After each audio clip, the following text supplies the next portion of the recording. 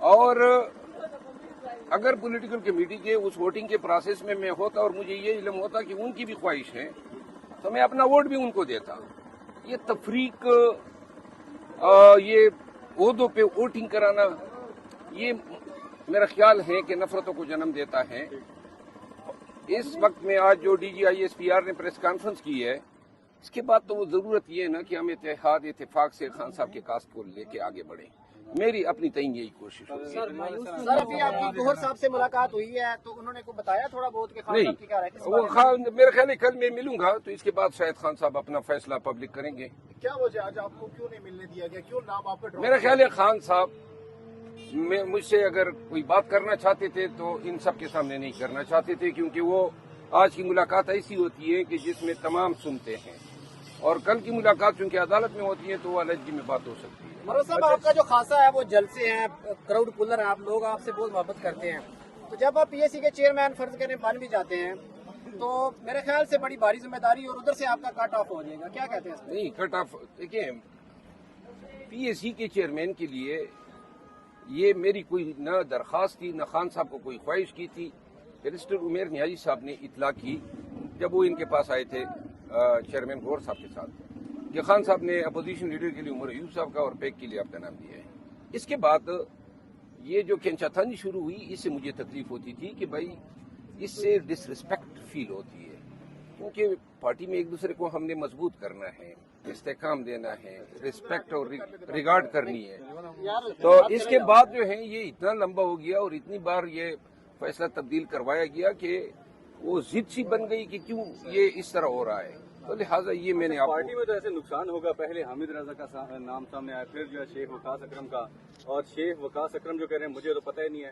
تو آپ کو کیا لگتا ہے کہ کون اس کے پیچھے کیوں یہ لابنگ ہو رہی ہے، آپ کے خلاف کیوں ایسی ہو رہی ہے؟ دیکھیے جی، یہ معاملات افہام و تفہیم سے بھی حل ہو سکتے تھے نا. پولیٹیکل کمیٹی میں مجھے اطلاع کرتے، میں آتا اور میں خود ان کا نام تجویز کرتا تو کتنے پیار سے بات سلجھ جاتی. یہ ووٹنگ کرا کے کہ فلاں نے اتنے ووٹ لیے، فلاں نے اتنے لیے، یہ تحقیر آمیز ہوتا ہے. خان صاحب نے کبھی ووٹنگ کے لیے کوئی ہدایت نہیں دی تھی. یہ انہوں نے میری غیر موجودگی میں اپنے تعین فیصلہ کیا. ان چیزوں سے اجتناب کرنا چاہیے.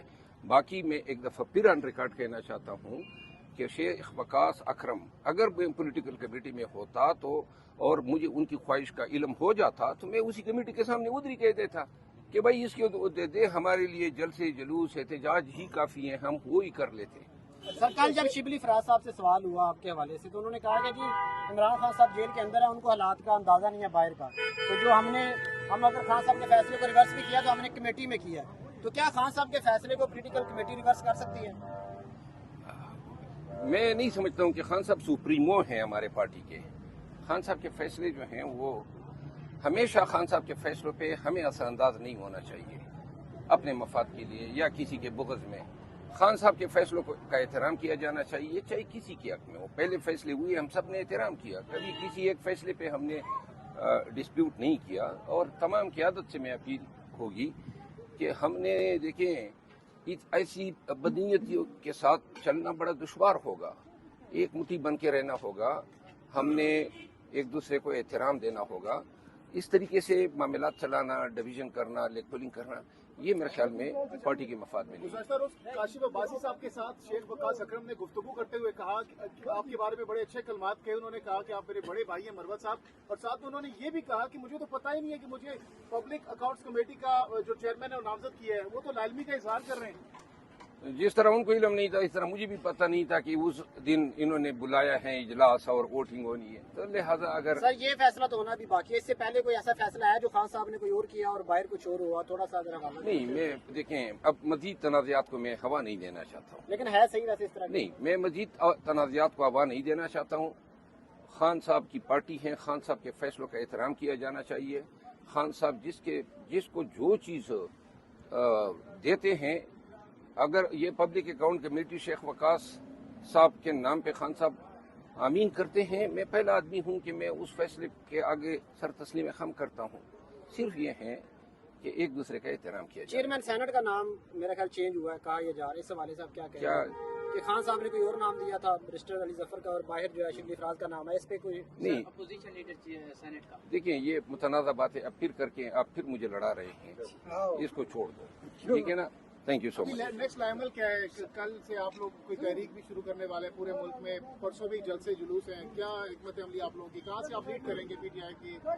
मैं पाकिस्तान तहरीक इंसाफ को आगाह करना चाहता हूँ कि 8 फरवरी तक जितने भी जलसे जुलूस होते थे, एहतजाजी रैलियाँ होती थी, वो मैं अकेला आदमी था, मैं ही डिसाइड करता था। और खैबर पख्तूनख्वा में अली अमीन खान मेरी मुआवनत किया करते थे, उनका ताउन मुझे रहा। बल्कि वो पंजाब और सिंध में भी बहुत सारे जलसों में उसने मेरे साथ काफ़ी कोऑपरेशन की।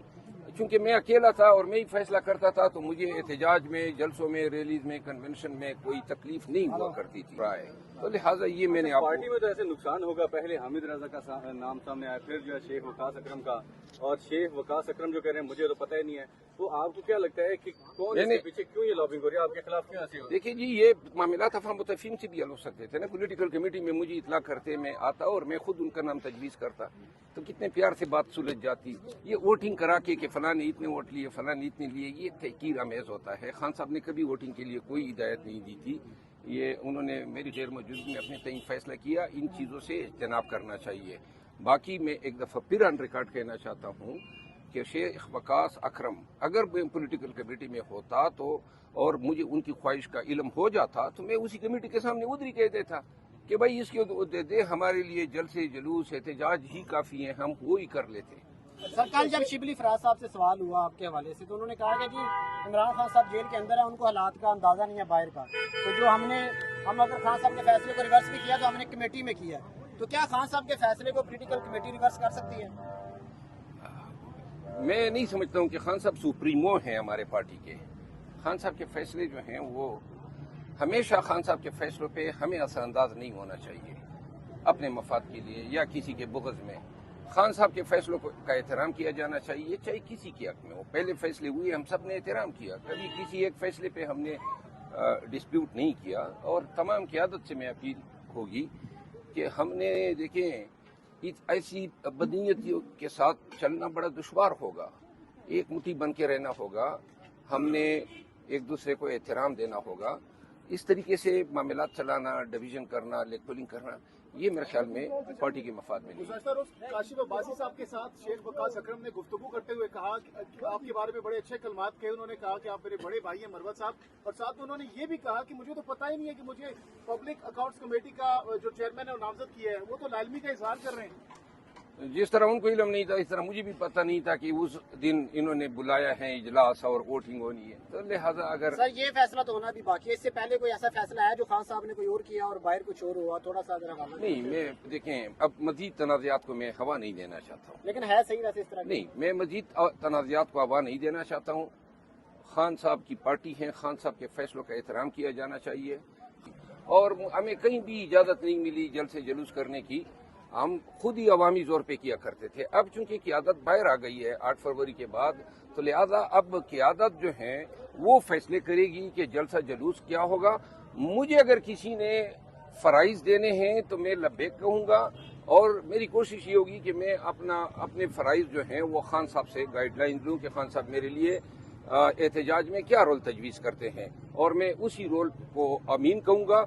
बसूरत दीगर एहतजाज की जिम्मेदारी जो है अब खान ने जो है हवाले की है पार्टी की क़यादत को। तो लिहाजा वो जो गाइडलाइन देंगे मैं उनके पीछे बिल्कुल हर जगह पे लब्बैक कहूँगा। शुक्रिया।